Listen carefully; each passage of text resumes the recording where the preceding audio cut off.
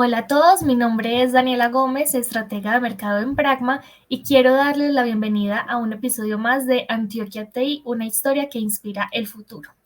Antes de iniciar, les quiero recordar que nos apoyan grandes marcas e instituciones como la Cámara de Comercio, el Clúster de Negocios Digitales, Intersoftware, MBM Ingeniería de Software, Negocios en tu Mundo, Pragma y la Universidad EAFIT.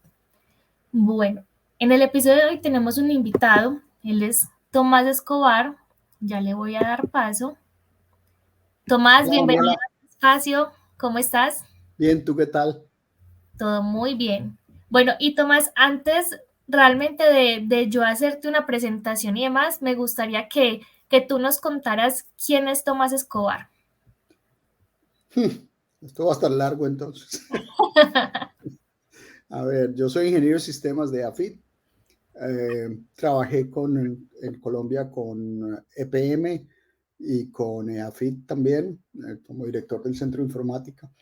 Y ya desde el año 89 estoy en Estados Unidos, me vine a trabajar con Apple.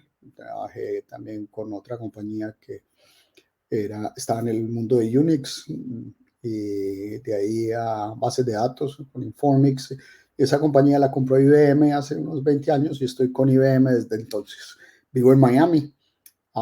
Tengo dos hijos, una niña que ya no está tan niña, y un varón, un hombre que tampoco está tan jovencito, ya va a cumplir 20. Ya eh, es tan grande. Ambos encaminados en temas distintos al papá, por fortuna. Mi hija es en diseño gráfico y trabaja con el New York Times, y mi hijo está terminando finanzas y quiere ser abogado más adelante, porque aquí toca hacer primero un undergrad, un bachelor, y después hacer la carrera de leyes, que son 3 años más. Entonces, en esas está. O sea, literalmente no siguieron la línea que venías, porque para los que no saben, y pues, en episodios más adelante, tendremos y contaremos sobre la vida de Darío Escobar, el papá de Tomás, haremos una conmemoración a su vida y de cierta manera seguiste un poco los pasos de él, aunque pues Darío no estudió específicamente algo con respecto a la computación, a la ingeniería, pero sí se fue yendo en su vida por esos lados y de cierta manera te influenció. Sí, no, cuando mi papá estudió, los computadores estaban arrancando, todavía eran de tubos y de cores magnéticos, pero sí, eso fue lo que me influenció. Crecí desde muy pequeño en el centro de cómputo de la Universidad Nacional, eh, entre tarjetas perforadas, máquinas que prendían focos por todas partes. Entonces, desde esa época ya me empezó a dar curiosidad por qué era lo que se hacía y cómo era que manejaban todas estas máquinas. Además que era muy deslumbrante, porque tú entrabas, era un cuarto frío, eso había el ruido de las máquinas, el ruido de las impresoras, el, absolutamente todo. Alimentar las tarjetas perforadas en la lectora de tarjetas era cosa que a uno de niño le encantaba hacer. Déjeme hacerlo a mí, déjeme hacerlo a mí. Yo no pensaba que estaba manejando el computador. eh, De hecho, ya que iniciaste esa parte, vámonos para esos inicios de tu infancia, porque muchas veces cuando uno está en el colegio no necesariamente sabe específicamente qué quiere estudiar, como que todavía está pensando, tratando de imaginarse cuál va a ser su futuro, pero en tu caso ya tenías una claridad de lo que quería hacer. Entonces, eh, cuéntanos como ese paso, esa influencia y, y también pues como que ya esa claridad de yo quiero estudiar ingeniería. a ver, mi papá era uno que era muy exigente con el estudio, entonces a uno le tocaba estudiar o buscar qué hacer. Pero él decía que él no mantenía vagos, entonces, okay, o estudio o trabaja, ¿vea? Escoja. Eh, y desde pequeño a todos nos inculcó ese modo de ver la vida, que estudio, trabaja, y mejor estudie porque yo se lo pago, y aprovecha, aprovecha que yo le financio eso, el trabajo le toca a usted. Antes de que continúes, cuando dices todos, ¿cuántos son ustedes? ¿Cuántos hermanos? Somos 4 en total, yo soy el mayor. Tengo 2 hermanos que no están en la ingeniería de sistemas, son médicos. Uno es cardiólogo y la mujer es dermatóloga. Y estudiaron en el CES y trabajan en Colombia. Los 2 vinieron a estudiar acá, pero luego decidieron regresar. Y el menor de mi casa es, como digo yo, el cacao de la familia.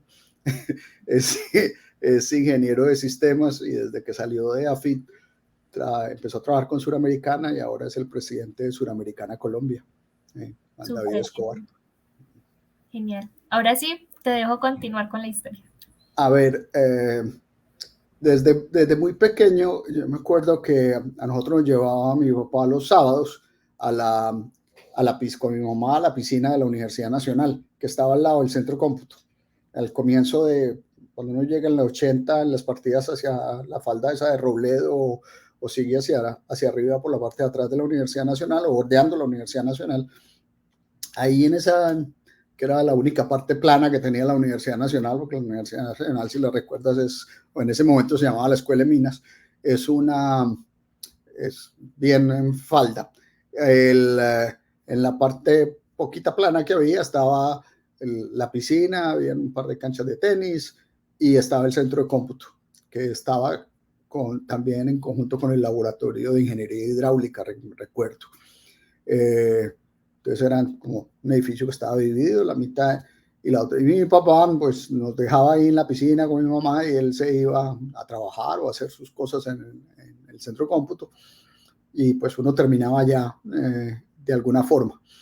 Desde ese momento empecé a ver computadores alrededor mío, siempre eran o computadores o cosas relacionadas con computadores, a veces habían tarjetas perforadas en mi casa, yo recogía los cuadritos que soltaban las perforadoras, que además eran súper peligrosos y eso le caía a uno en un ojo porque tenían demasiadas puntas, pero para nosotros eso era aleluyas, ¿cierto? Y mientras más pelo tuvieras, más complicado era sacártelas del pelo. Entonces era un juego interesante. Y bueno, desde ahí luego mi papá pasó a ENCA de Colombia y seguí metido en el área de ver la parte computacional y que la evolución de los computadores. Entonces creo que eso me motivó a cuando ya había que decidir hacia dónde irnos, pues en esa época habían varias líneas de la ingeniería, el derecho, la medicina. Yo quería hacer ingeniería y AFIT había pasado de la tecnología a la ingeniería de sistemas.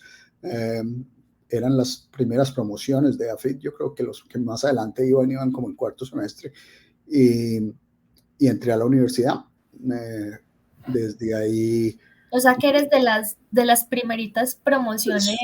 No de la primera, pero sí de los primeros. Sí, de los que antes había una tecnología en sistemas, pero la convirtieron a ingeniería.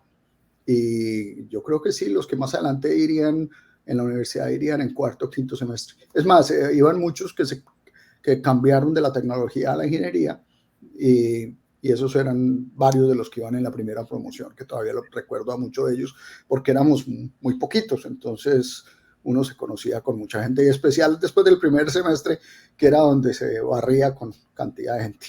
Entonces, y mucha gente también se daba cuenta que eso no era para ellos, que no les gustaba. Entonces, como en todas las universidades, los primeros semestres son como un tamiz.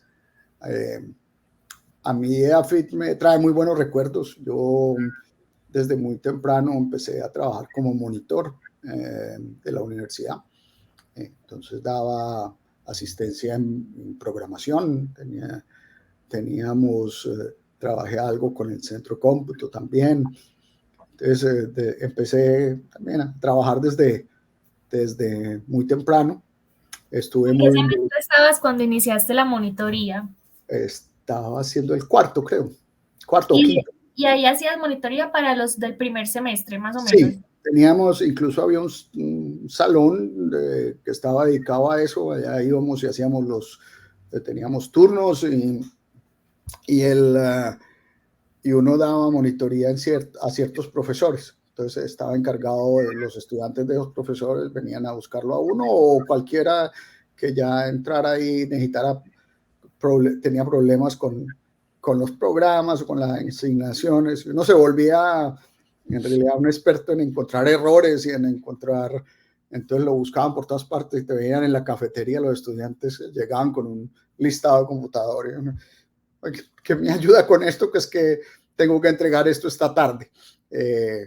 Pero fue muy gratificante, que conocí demasiada gente. Eso fue muy bueno. Estuve también muy metido con el movimiento de estudiantes, fui representante estudiantil y sí, vocero en el área de ingeniería.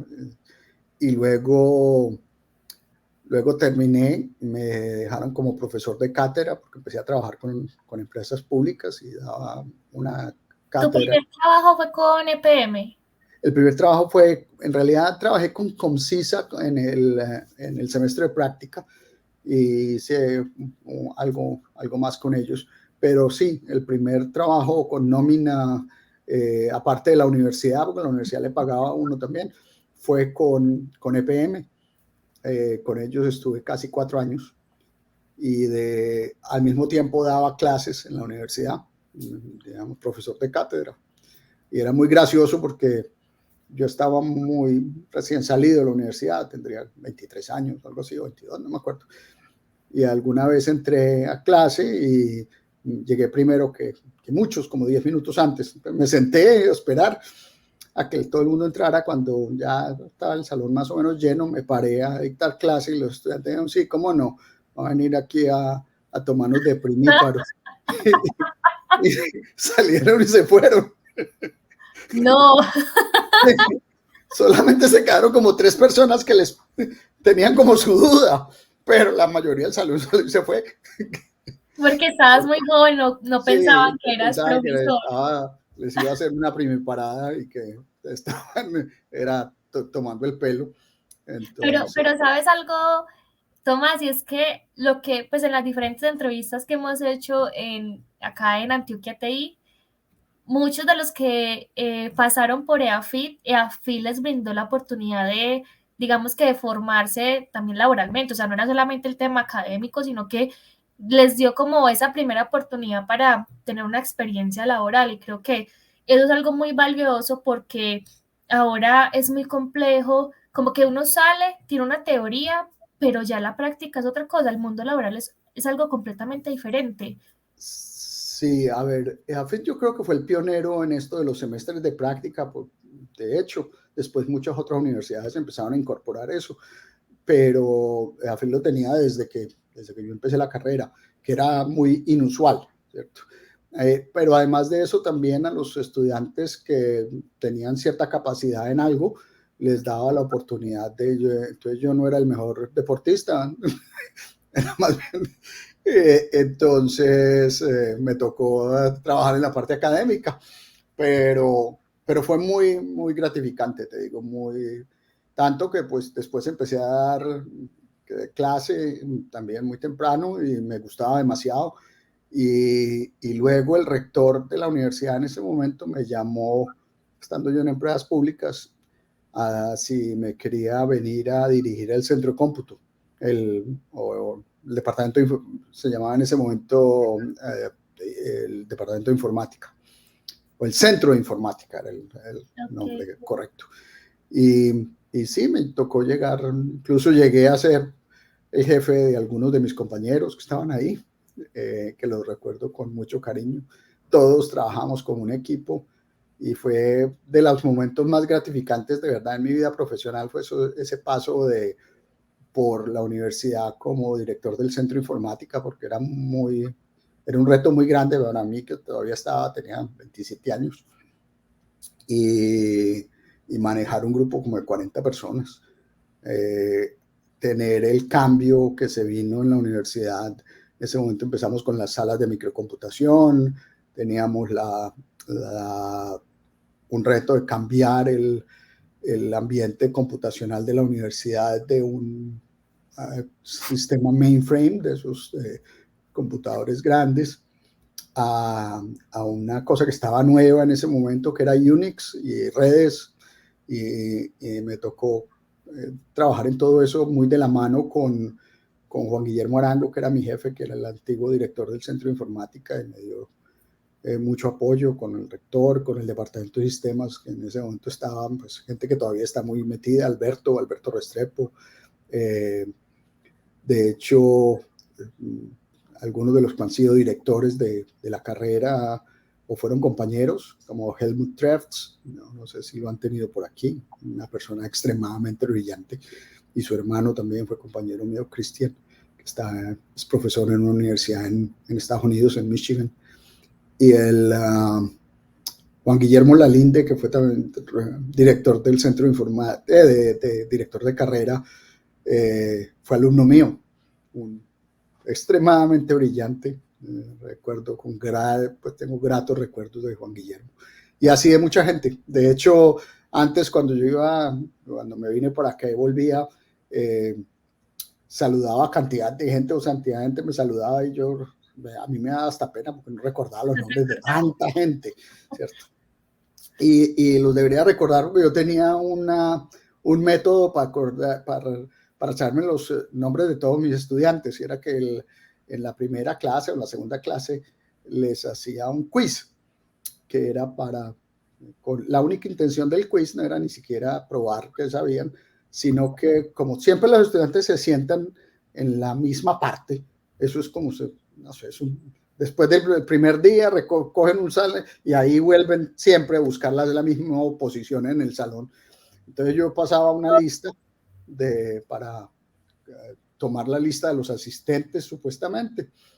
Apenas me la devolvían a mí, ellos seguían con su examen, yo empezaba en mi cabeza a memorizarme los nombres de todos en el orden en que estaban en la clase.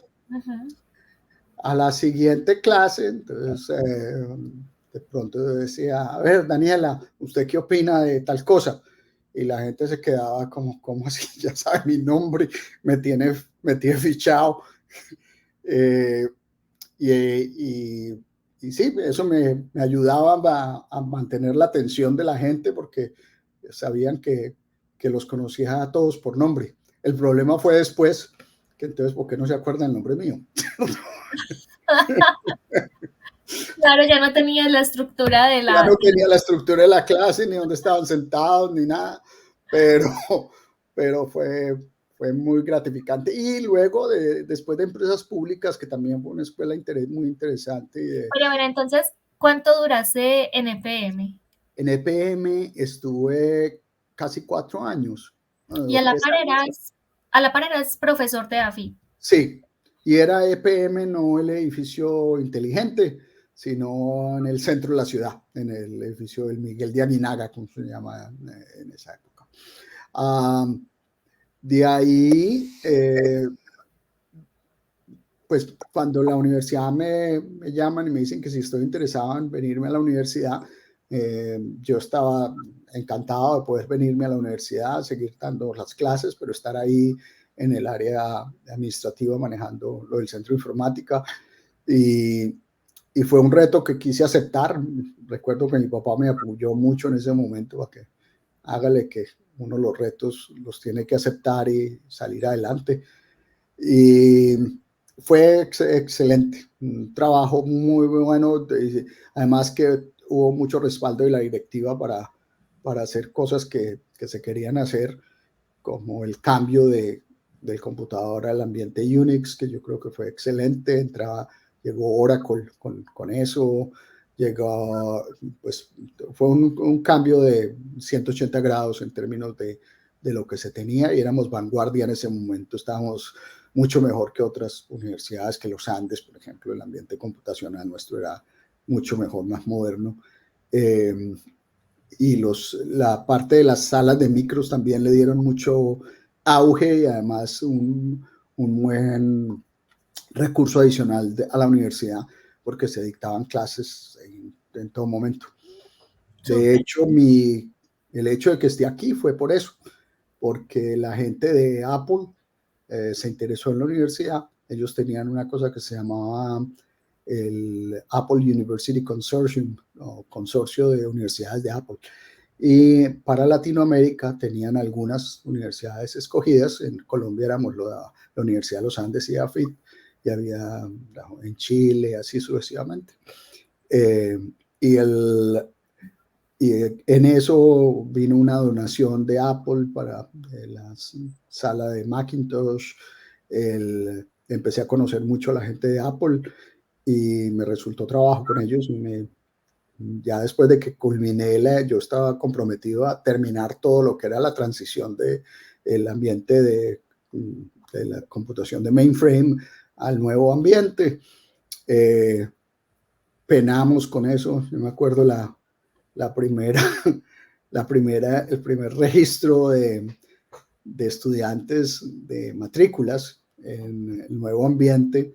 Eso era como pariendo micos. Tuvimos 2 noches que no, pasamos derecho todos, tratando de arreglar problemas y el de admisiones y registros. Luis Eduardo Gómez en ese momento, que era muy serio, estaba que se arrancaba el pelo, pero salimos adelante y ya después, ya yo siendo bueno, ya cumplí en esta etapa que me había comprometido. Me vine a trabajar a Estados Unidos inicialmente con Apple. Y fue ¿Y una eso fue en qué época, Tomás? Eso fue en el 90. Ok. Pero en la universidad entonces duraste ¿cuánto? Estuve hasta final del 89. Ok. Ya me vine, estuve un tiempo en Boston primero, luego ya me fui a Cupertino, que era donde estaban de la central de Apple y el headquarters. Y de ahí, en esa época, fue una época turbulenta para Apple. Mis hijos me decían, papá, ¿por qué no está no se quedó en Apple? Tendríamos aquí de todo, me decían cuando estaban chiquitos. Pero fue una época muy turbulenta, porque estaba saliendo Steve Jobs, entró un señor que se llamaba Scully, que no sabía ni lo que estaba haciendo, él venía de Pepsi.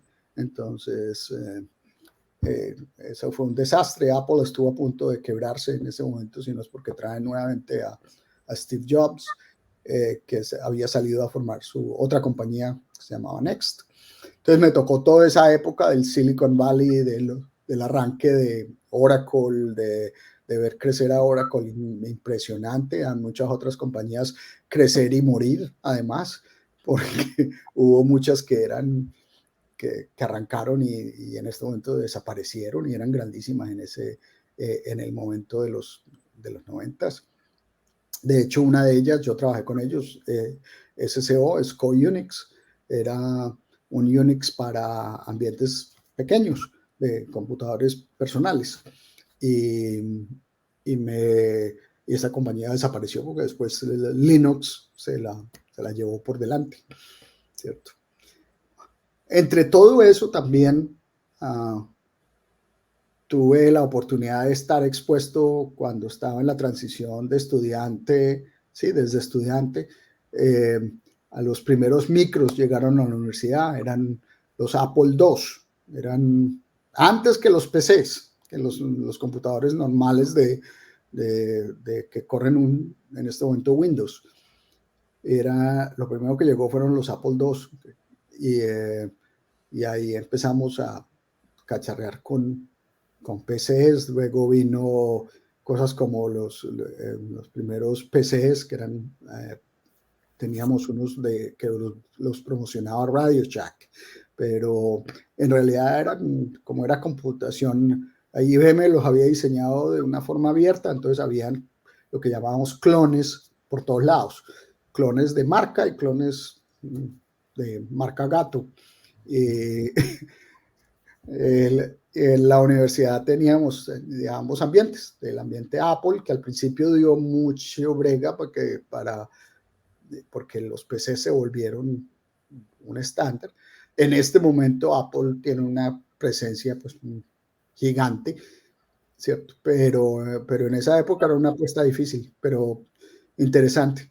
Me gustó muchísimo trabajar en Apple, trabajar con Apple, Y, Además, ver como esos inicios, que de hecho eso quería preguntarte, y es que, o sea, has visto completamente la evolución de la tecnología, de los computadores, y no es solamente como verla como usuario, sino que sabías de eso. Entonces, también como el ver lo que te tocó hace un tiempo y lo que hay ahora, pues no sé qué ha cambiado, o no, sea, bueno, ha cambiado no, mucho, pero no, es impresionante. Si yo me remonto a las memorias que tengo de pequeño, ¿cierto? Eran unos cuartos fríos grandísimos con máquinas que hacían bulla por todos lados, porque hasta las cintas magnéticas hacían bulla. Y, y recuerdo con foquitos, o sea, eso que aparece por ahí en las películas viejas de un poco de foquitos prendiendo y apagando, así era. Y movían las cables por todos lados, porque algunas de las cosas se programaban moviendo cables un tablero. Eh, entonces, de ahí los avances fueron impresionantes. Yo recuerdo que el computador con el que yo estudié en la universidad, que era un IBM 370, ese computador también usaba tarjetas perforadas, nos tocaba llevarlas allá y controlar las pasadas, y uno aprendía a hacer casi que un compilador en la cabeza porque no podía darse el lujo de tener muchos errores, y más después en la monitoría. Y ahí nos tocó de esa época las memorias del computador. Yo recuerdo cuando eso no pudieron hacer nada con él, entonces terminó desbaratándolo, y era las memorias las sacaban y eran un poco de rueditas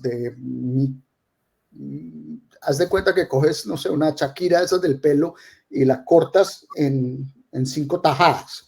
Entonces eran unas rueditas súper chiquitas, y por ahí pasaban 3 hilos de cables y así era como se polarizaban esos imancitos en un sentido o en el otro, o se borraba, se quitaba la polarización, y eso era los unos y los ceros, ¿cierto? El sentido, ya después increíble. vieron los transistores, después a los poquitos tiempos estábamos viendo bueno, me tocó las calculadoras también cuando estaba en el colegio. Yo estuve en el Colegio San José y recuerdo un compañero mío llevó la primera Casio, que era como este tamaño, eh, que hacía las 4 operaciones, pero eso era un descreste, ¿cierto? Claro. Una calculadora. Y yo tuve mi primera calculadora programable, una Hewlett Packard, que recibía como 50 instrucciones o algo así, cuando estaba en quinto de bachillerato. Entonces, en realidad sí fui un adelantado de la computación. Mi papá, por fortuna, promocionaba mucho eso. En la casa tuvimos un IBM desde de comienzos de los computadores. Entonces, sí, en ese sentido fui digamos, privilegiado. Me O sea, tocó. desde tu infancia Ese había ambiente estaba influencia de alrededor. IBM. Sí, sí, desde ese ambiente estaba alrededor. eh, y si queríamos la calculadora programable, mi papá hacía lo que fuera por conseguirla. Entonces, fue de verdad que gracias al esfuerzo de mi padre, parte de lo que hoy somos todos, pues, porque mi mamá fue muy buena mamá, pero mi mamá era una mamá de hogar, ¿cierto? Mi mamá no trabajaba, mi mamá estaba pendiente de nosotros y de la educación y eso, pero en la parte de estudio y que nos preocupamos y de darnos el mejor estudio, se lo debemos a mi papá. Eso no se puede negar. Y además que era una lumbrera, entonces le tocaba a uno estar a la par, o por lo menos no quedarse muy atrás. Sí, también era un reto, pues Sí, porque sí. ustedes veían lo que fue tu papá y claro, era el reto de seguir los pasos, No, de no, todo. y era impresionante. Yo recuerdo preguntarle cosas de cálculo en la universidad y él se acordaba. Y cogía, miraba el libro y decía así, vea, esto se hace así. Yo decía, pero ¿cómo Increíble. diablos? Que se acuerda de todo eso. Sí, sí, te juro, porque yo digo, a mí se acaba el semestre y a mí ya me olvidó todo eso. Tomás, pero, pero y fue un gran ejemplo y eso me ayudó muchísimo para mi carrera. Luego de Apple, como te dije, era una época turbulenta, entonces En esa época en Silicon Valley uno tiraba la hoja de vida para el techo, a la jura, y aparecían 3 y 4 que saltaban a cogerla. Había una oferta, una demanda impresionante de gente con capacidad. A mí me resultó irme a Oracle o irme a SCO. Si me hubiera ido a Oracle ya estaría jubilado, pero, porque, pero no me arrepiento. Me fui a un pueblo que se llamaba Santa Cruz, en el borde del mar. Es un pueblo donde arrancó el hipismo entre Santa Cruz y la Universidad de California en Berkeley. Esos dos fueron los inicios del hipismo. Y de hecho todavía en Santa Cruz quedan hippies de los 60s. Santana vivía allá y en Santa Cruz y todo. Entonces era una cosa de, ¿cierto? ¿Y te viste influenciado por este movimiento? Love and Peace y todo eso. No, pero sí hubo algo que en realidad me sirvió mucho. Uno cuando se cría en Colombia se preocupa mucho del que dirán, ¿cierto? ¿Qué van a decir? En Santa Cruz les importa un carajo qué van a decir, ¿cierto? Si usted está casada con un perro verde, le preguntan que cómo es la relación. Nadie abre los ojos de que ay, con un perro verde. No se inmutan. Entonces, eso era súper. Y conocí personajes muy interesantes. Un compañero que estaba al otro lado de mi cubículo, el pelo estaba, la mitad era afeitado, la otra mitad era peludo y pintado de distintos colores. Después le dio por dejarse crecer barba y se afeitaba al contrario, ¿no? Entonces la parte que estaba afeitada, en ese lado tenía barba. Y un día estoy haciendo fila para tomarnos un café con una gente que había venido de Medellín, Roberto Pardo, me acuerdo que era profesor de la Universidad de los Andes, y de pronto me dice, no, pero es que aquí sí hay locos, mira aquel, y yo volteo y es mi compañero.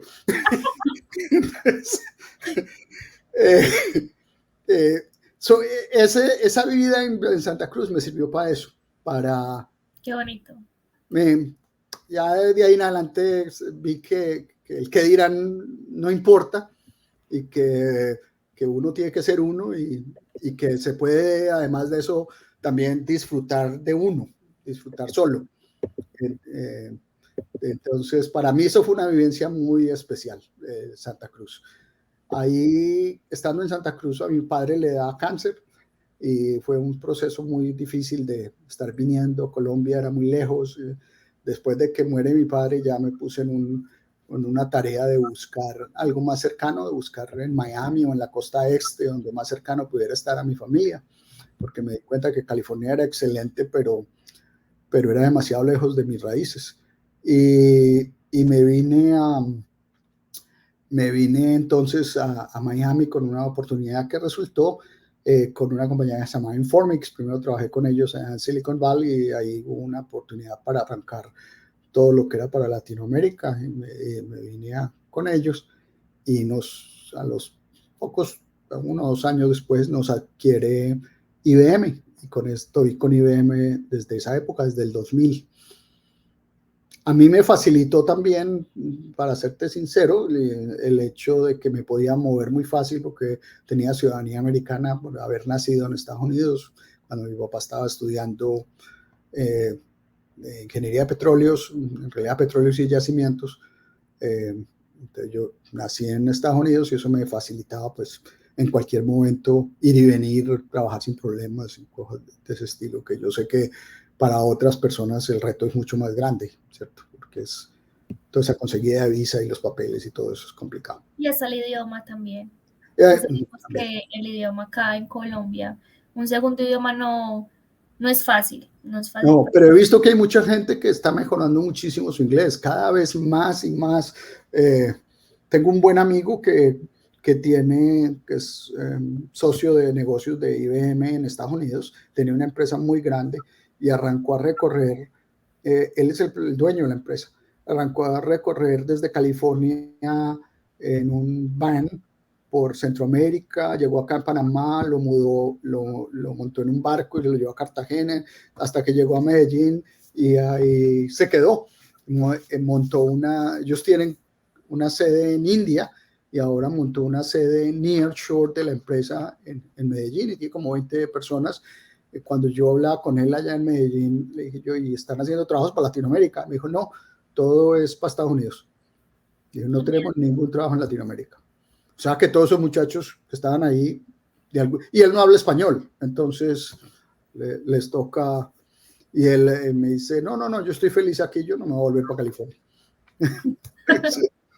Medellín enamora, es verdad. Sí, sin lugar a dudas. Y hay muchas compañías que están en este momento en ese contratando gente remota, sobre todo, y la única exigencia es que hablen inglés y parece que los están encontrando. Puede que no perfecto, pero suficientemente Pero lo bueno como mejora, para trabajar. la práctica los mejora. Sí, eso es cierto. Bueno, Tomás, se nos está acabando el tiempo y me gustaría como que cerráramos de pronto con una pequeña, no sé si reflexión o qué le podrías decir a esos estudiantes que hoy apenas están iniciando su carrera o que van por la mitad, que ya están quizás a punto de graduarse. ¿Cómo es el panorama actual de este mundo de la ingeniería? ¿Qué te imaginas que tengan que ponerle atención? Porque claro, en la época de ustedes había mucha curiosidad, la universidad ayudaba, pues de hecho no había tanta oferta y no habían tantos estudiantes como uno los ve ahora. ¿Qué les podrías Pero, decir? a ver, en esto se requieren dos cosas en la parte de computación y yo creo que por eso mis hijos no terminaron haciendo esto. Yo les decía, estudio cualquier cosa menos esto porque esto nunca para de estudiar. O sea, tú estás estudiando permanentemente. Si no, te desactualizas en cuestión de 3 meses. ¿Cierto? Entonces, requiere eso, que seas curioso y que estés actualizándote con la tecnología. Y la tecnología se mueve a un ritmo que es fenomenal. Yo creo que de lo que más rápido se mueve en términos de cambio es la tecnología computacional. Eso es una cosa que se necesita, pero hay una demanda impresionante, no solo en Colombia, sino a nivel mundial. Entonces, si eres bueno en esto, bueno, si, lo que sea, si eres bueno, consigues trabajo, pero en esto hay una demanda muy grande y cada vez hay más demanda. Hay muchas dudas de qué es lo que va a hacer cosas como inteligencia artificial y qué va a cambiar, pero de todas maneras todavía se van a necesitar gente que siga creando esos sistemas de inteligencia artificial, ¿cierto? Y que sepan de esto. Entonces, ya a mí no me preocuparía esa parte. Van a haber cambios, sí, y van a haber carreras que van a desaparecer. No creo que la computación todavía vaya a desaparecer, siempre va a necesitar mucha, pero tiene ese otro lado y es que tienes que estar actualizándote a toda hora. Yo en IBM me la mantengo reinventando. De hecho, IBM es tan grande, tenemos unos 350,000 a nivel mundial, entonces he estado en muchísimos trabajos distintos y es como haber trabajado en varias compañías sin haberme salido de la misma compañía, ¿cierto? Porque he hecho distintas cosas en distintos momentos. Alguna vez estuve en el Grupo Mundial, entonces viajé por todo el mundo, tengo tachados ya o en el mapa, no sé, 80 países o algo así. Qué maravilla. Entonces, pero se vuelve, después de un tiempo, se vuelve difícil. Es una cosa es paseando y otra cosa es trabajando. Entonces, hay muchas oportunidades. Y ahora las oportunidades en computación también te dan la oportunidad de ser nómada. Yo podría trabajar desde Miami o puedo trabajar desde Timbuktu y no se dan cuenta, ¿cierto? Eso es totalmente transparente. A mí eso me parece que también es muy valioso, la libertad que te da esta profesión. Tomás, y para cerrar, hay mucha demanda y en este momento cada vez las empresas necesitan más personas de estas áreas, pero ¿cómo podría una persona realmente destacarse y diferenciarse de los demás? ¿Qué podrías decirle quizás a esas personas que están iniciando este mundo? A ver, yo pienso que lo más importante es la curiosidad. Si yo voy atrás en la curiosidad y el deseo de entender y de ganar y ir más allá de lo que simplemente te están asignando. Si yo me pongo a recordar los estudiantes que fueron, yo considero, muy brillantes. Te voy a dar nombres de gente que puede que no hayan sido los que sacaron 5 en todo, pero que eran extremadamente curiosos, que eran creativos. La creatividad da mucha, te pone adelante, ¿cierto? Y eran responsables, eso es la otra cosa.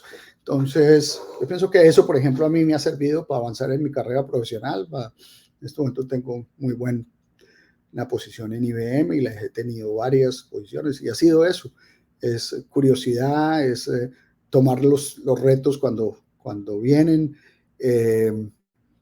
y seguir siempre adaptándose a lo que viene.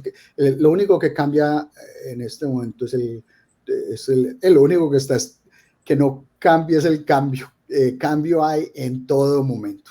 Entonces, si uno no se adapta al cambio y al cambio permanente, lo deja esto no es para usted, busque otra cosa. Pero si le gusta el cambio, si es curioso, va a ser exitoso. Tomás, mil gracias de verdad por este espacio, por contarnos tu historia, por inspirar a esas nuevas generaciones. Nos alegra un montón haberte tenido en Antioquia TI. Y a ti, pues, Daniela, a ti y a la audiencia, muchas gracias por escuchar mi historia.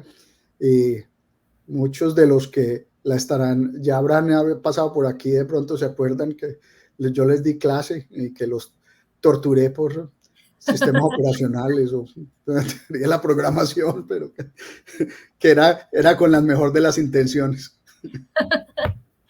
bueno, ¿no? Y próximamente les contaremos también la historia de Darío Escobar. Entonces, mil gracias a todos por estar atentos a Antioquia TI y un abrazo para todos. A ti, que estés muy bien, chao. Chao.